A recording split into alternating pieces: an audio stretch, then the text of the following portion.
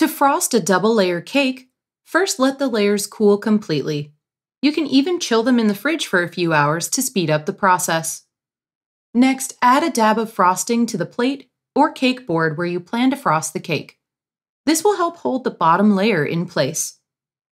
Set the bottom layer down on your work surface, making sure it's well centered.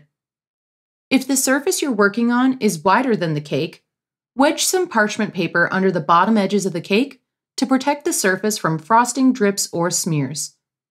Spoon out some frosting onto the top of the cake layer, then spread it out in a thin, even coat using an offset spatula.